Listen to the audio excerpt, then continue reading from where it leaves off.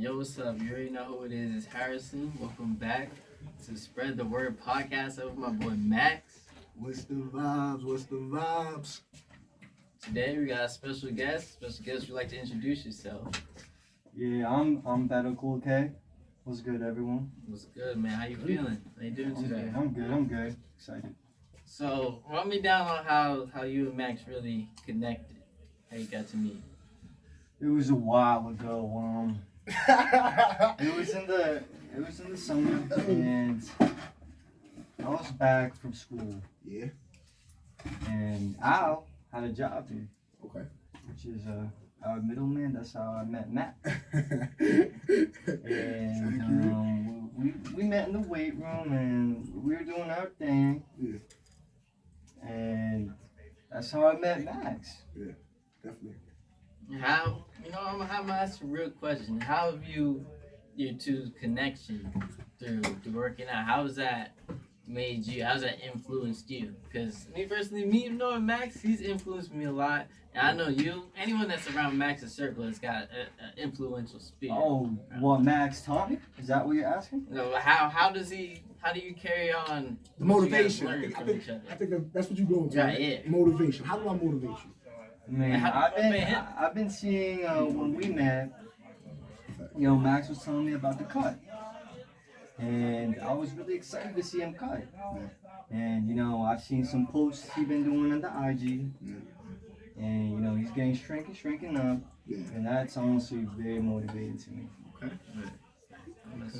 Yeah. That's a good answer. Whoa. That's the big boss exiting out. Roddy Mus. Yo, but we got to get a little bit into detail as far as what was our relationship like training?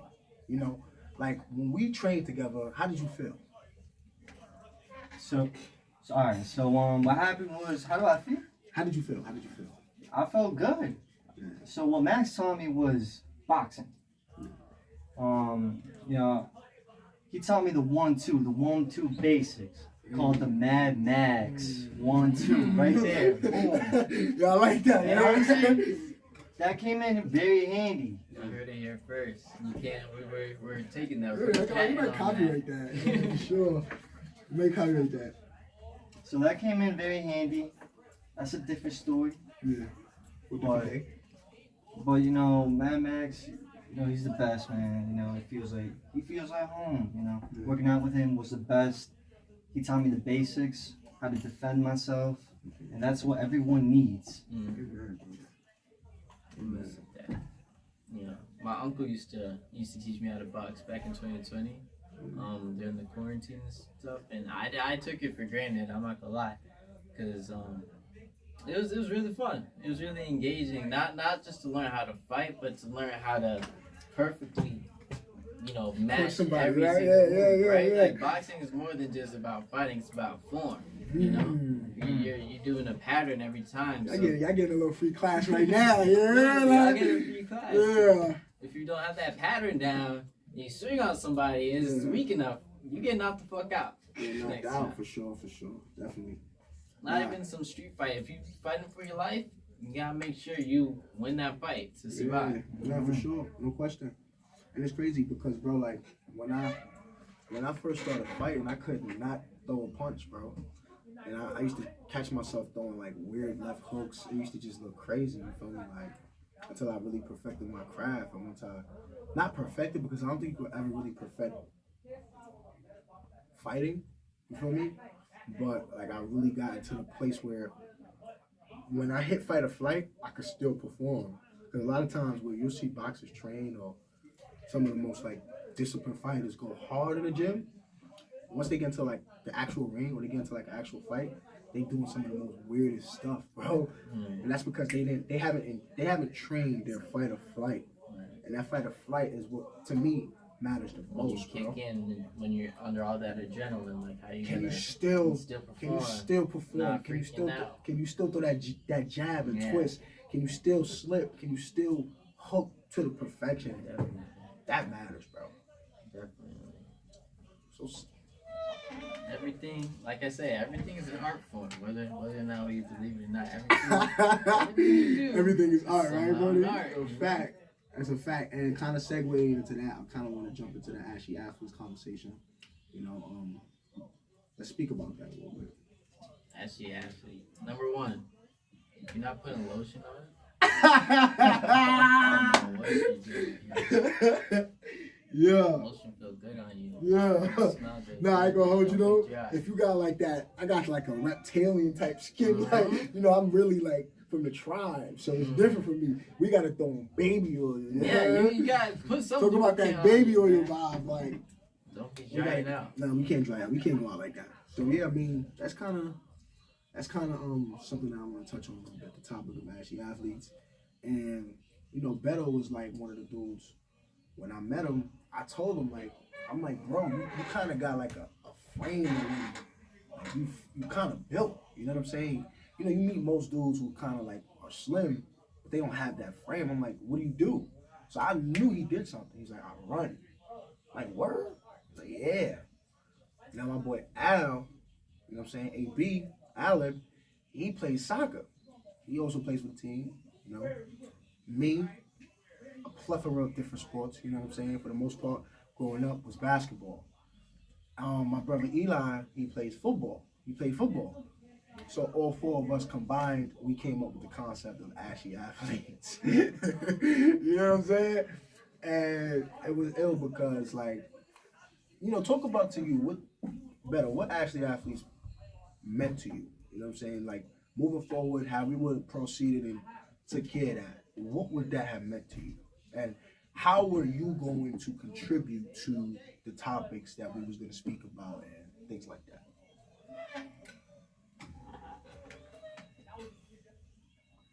Yeah. All right, so how am I an athlete? Well, all right, so I'll tell you a little backstory about it. All my friends, you know, back in middle school, everyone was doing a sport, and I just felt left out. I had nothing to me. Right. And, you know, I realized this because I used to walk to school, and all my friends would be after school doing their thing. I said, I can't let this happen, you know. I got to get into something. Right. And before I gave it all up, I said, you know what, I'm going to try out for the track team. In middle school, I started doing it. And I didn't get serious until around high school, around my sophomore, junior year. I was like, I got to give it up my all, you know. This is the only sport I've known. This is the only thing I've done. COVID hits, I train. And that's how it began. So, back in high school, I was a miler. I ran a 427. Wait. Time out, bro. You throwing out game right now. What's a miler, bro? A miler is, alright, so there's various distances in track and field. Yeah. Up to 5,000 meters in high school to the 100 meters. Yeah. So a miler is 4 laps. 400 meters would be a lap. 800 meters would be 2 laps. Okay. So a miler, that was my specialty, the mile. Yeah. Because I could do other distances, but my favorite one was the mile. And COVID gave me the opportunity to train, work hard, and at the end of it, I was 16, 17, when I ran 427, which is 4 laps, which is pretty decent, but not the best. And, you know, with that, I took it to college, which I competed once again. Nice. Yeah, let's clap it up for him, bro. I think that's like something very I want to commend you for that, bro. That's powerful. Like, honestly speaking, like, you know, when it comes to being athletic or even dedicating yourself to anything, you don't even gotta be sports, bro. It takes a lot of discipline. But the fact that you know your stats and you're saying what you did, it shows that you was taking it serious. So I wanna pat you on the back. You know what I'm saying? From where I stand, just giving you your flowers. Like, that's real, you know. And I know there's something that you learned doing all of that, and it was like values that you took away from it. So, you know, that's a beautiful thing, man. For real. Determination is the key to everything, isn't it? It definitely is. Determination. If you can't keep it up, How you doing? How you gonna get anywhere? Determination, and I want to say, bro, like, we don't gotta put it in, we good. 'Cause we'll use this for video. Determination and the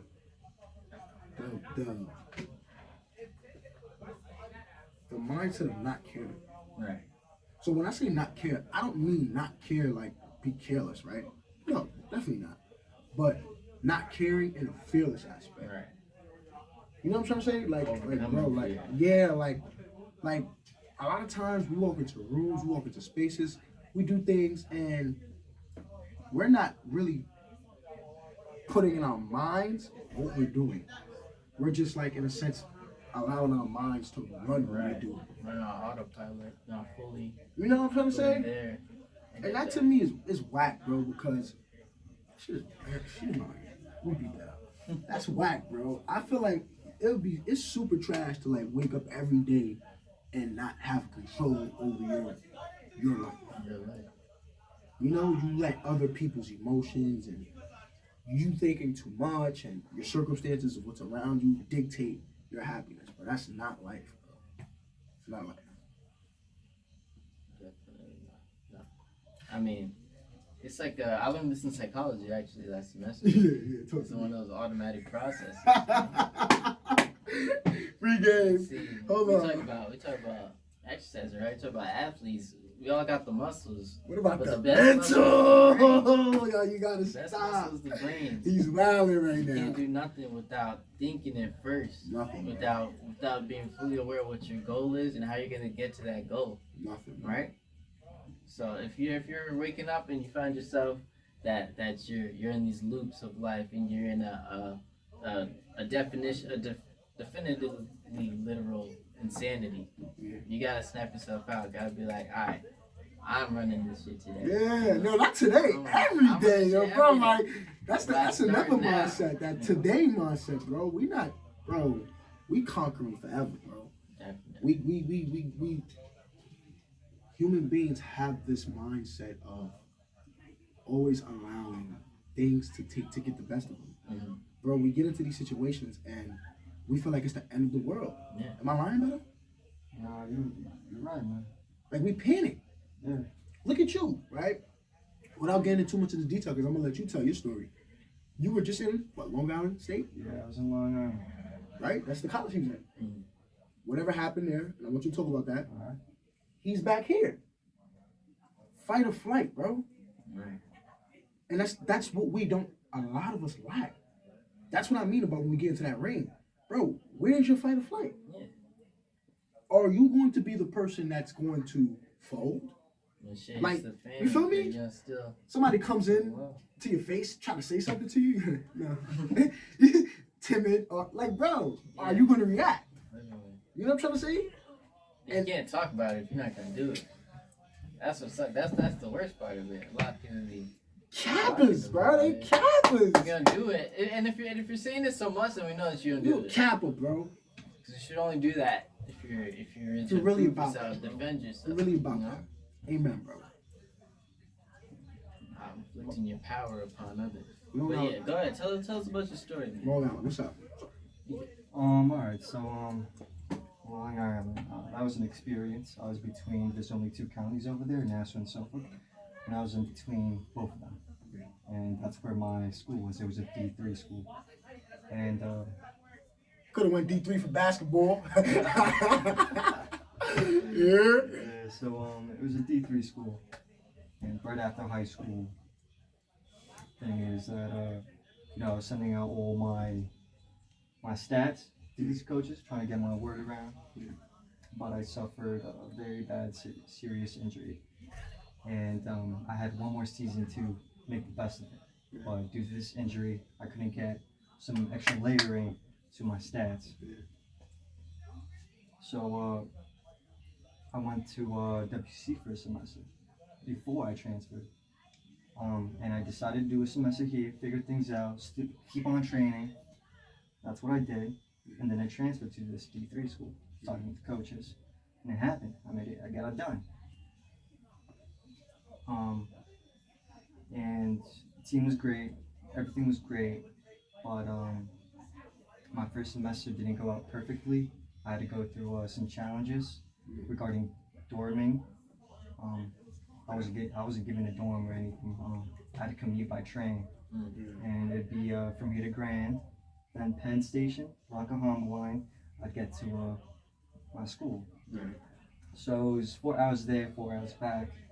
So I couldn't do as much as I wanted with the team when we had practices. I was just drained. Plus, on top of that, I had my classes, which is really sad. I told my coach, she's like, all right, just give it time. We'll see. I'll try. I got my people. We're gonna try to figure the situation out. And it was a bunch of empty promises, like it never came. Right. So I went through a whole semester of mid-training, not getting much work done, just enough and competing at that level. But that's not my best, but I still kept on doing it. My second semester comes, I got my dorm, I got everything, felt like a king. Because this is what I've wanted. Say that one more time. I felt like a king. Felt like a king, yeah. Because now I got everything. You know the vibes. I got my school. Yeah. I got my training. Yeah. Shorty's coming in now. He's wilding. Yo, he's bugging. And, that's life. The college life. That's the college life. That's the college life. And for an athlete, all you need is food, rest, and that's it. You're chilling. You good. You wait for the next day, and you get better. You good. But I came back, and that's a different story. But that was how my D3 experience went. My conference was a decent conference, and we had a couple schools in there that were pretty tough. Respect, man. Yeah, because that's kind of what D3 is, right? D3 is kind of like the dudes who, I hate the fact that they label it D3, D2, D1, because and if you made it to the D, you're nice. Nice, period. Right? Pause. Woo! Y'all gonna tell me and my boy wasn't meant to be? Pause? Like, come on. We ain't saying it at the same time. That's funny. Nah, that's crazy. So, like, bro, if you make it to any of those divisions, you're good. And D3 is one of those special divisions where you see a bunch of people trying to prove themselves, because we've been taught in the athletic world that you have to be D1. You have to be D1. D2 is an alternative for D1. And if you make it to D2, you still have a chance of making it. But it's like, when you make it to Division 3, it's like you're almost like you're garbage, bro. Which wasn't the case, because I'll be honest with you, bro. Some of the most nicest defensive players when I played ball was D3 basketball players.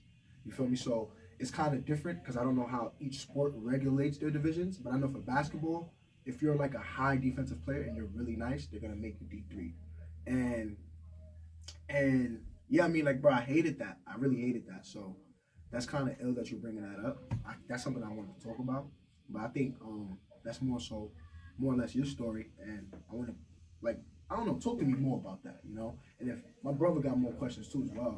All right, so let me add on to the divisions for track and cross country. It was crazy. The divisions for track and cross country through 1 and 3.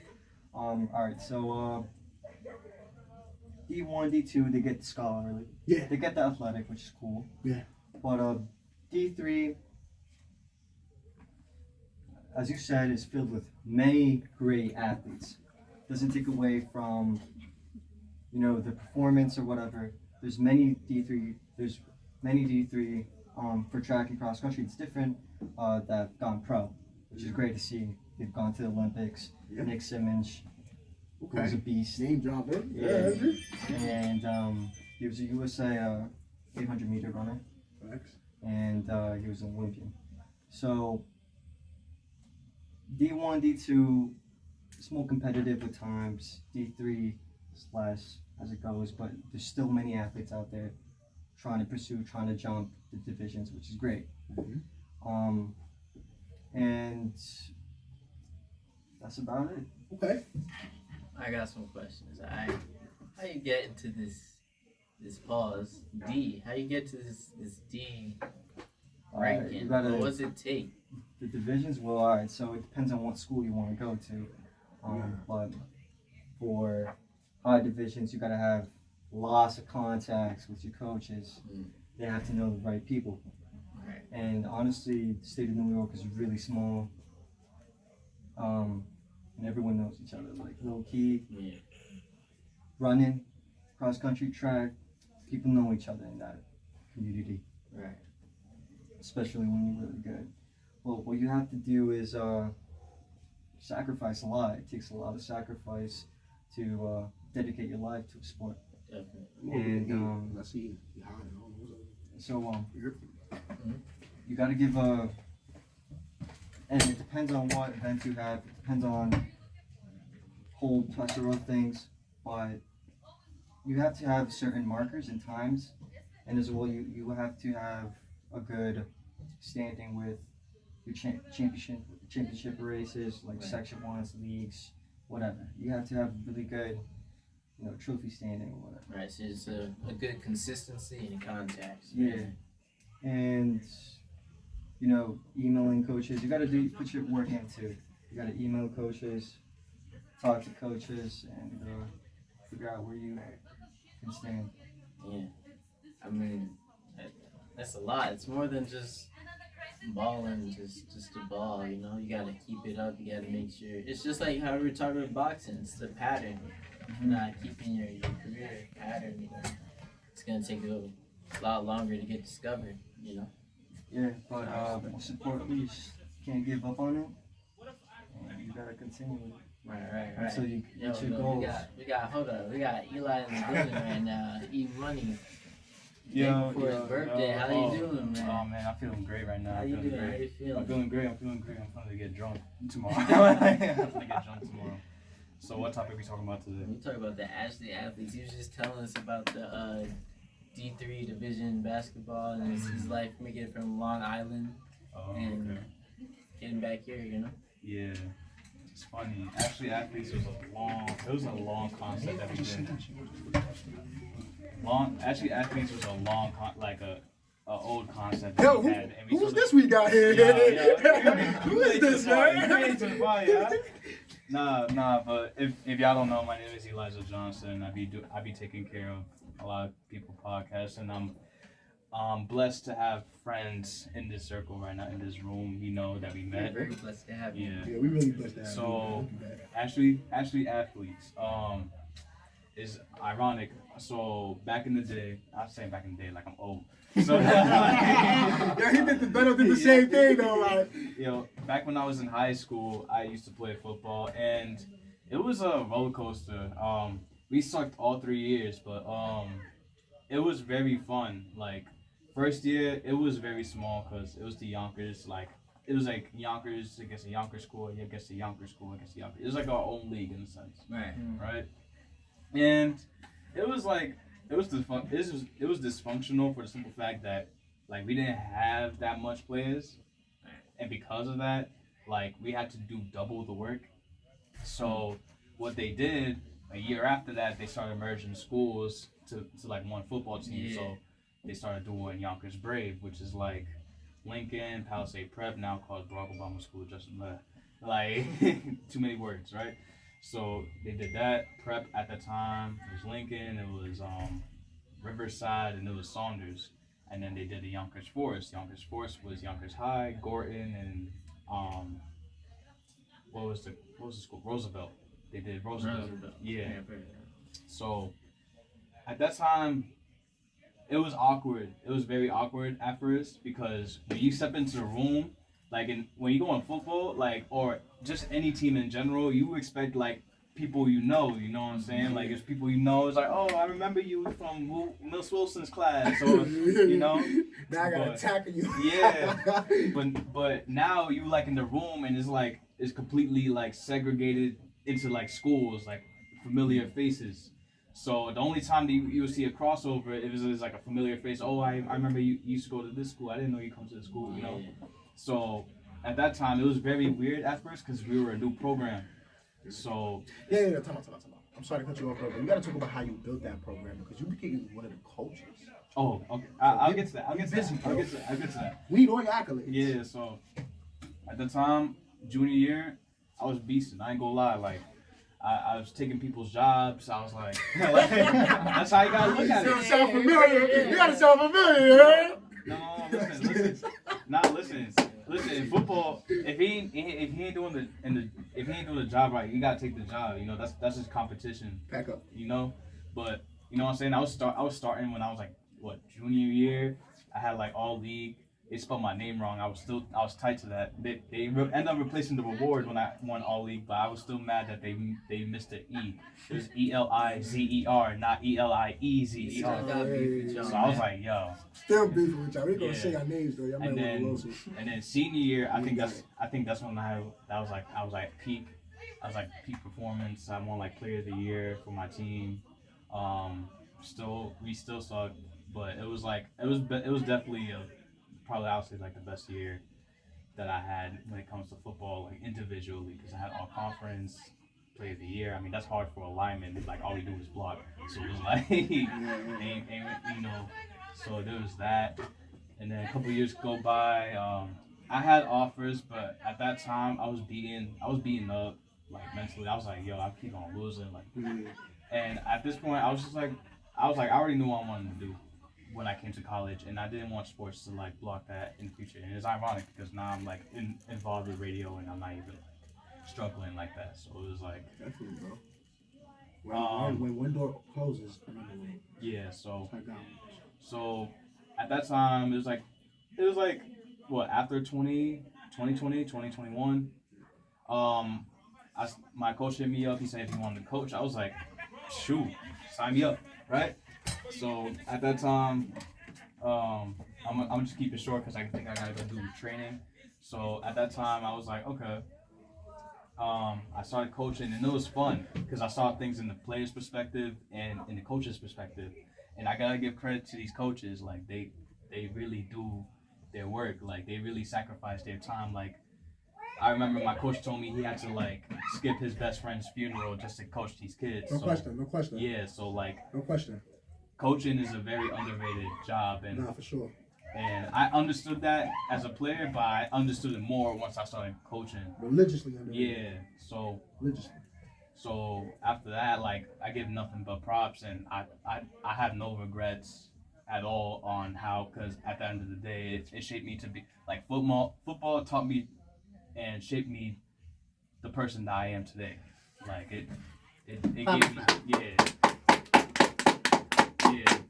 like my boy's flowers, man. Yeah, so like I still contact one of the coaches or multiple of them, if anything. Like they like is more than just a sport. Like it's a brotherhood. Like no question. Like when they say it's more than just it's like a brotherhood. Like it's for real brotherhood. Yeah, it's a tribe. Like I still like they my uncles. All my coaches, they my uncles. You know what I'm saying? You know what I'm saying? Even if you ain't got the right skin tone. Like some is lighter, some is darker. You know what I'm saying? It's just, ego. Yeah, bro. Not defined by blood. Yeah, bro. It's amen, bro. Same blood. You know what I'm saying? Amen, color, same color blood. You know. And I still talk to my team. Some of my teammates, you know, they disperse to like different. And I, you know, sometimes I be working in retail, and I be seeing the people I'm used to coach. I be like, yo, take that sweater off. You know what I'm saying? Y'all can break. He's like, yo, who told you? I'm like, oh, Coach Johnson. You know what I'm saying? So it's like, you know what I'm saying? But it's like stuff like that. You know, it makes it fun, and that's what, and that's like what's important for anything. Period. Like, you gotta have fun on what you do. So it's just like, yeah, like I'm forever grateful at that time, and I would never change nothing. Ever. Like nothing. And yeah, that's my backstory. Yeah. Before he run out of here, son, because you know you're a football player, they like to run. Oh, come on now. We gonna give a special shout out to my boy, because tomorrow's his birthday. So we celebrated it 2 days ago, right? But he's here today on today's podcast, so we're gonna sing one time for the one time. But we're gonna do it in the we're gonna do it in the all original version. You heard? We gonna Happy birthday! Happy birthday! Happy birthday! Hey! Shake them shoulders, shake them shoulders, shake them shoulders, shake them shoulders, shake them shoulders, shake them shoulders. Oh, transfer. Oh. Yo, big salute to you, brother. Yo, come on, man. And again, I'm forever grateful for the connections I made. So that's including y'all, man. I gotta go, but yo, listen, I had a fun time. Do you think? Love. Man, stay up. Love you, man. Yeah. And just like that, man, we gonna cut it off, man. Yeah. Thanks for watching, guys. We're about to take it to another level, though, so stay Y'all tuned. see. Stay Definitely see what we about to do. Look at him, y'all. Let's jump in. What up, boy? What's up, Harris? Nice to meet you. This 8B, y'all. It's one of the star future Lionel Messi's. That's what we was telling y'all about. The third of the Ashy athletes.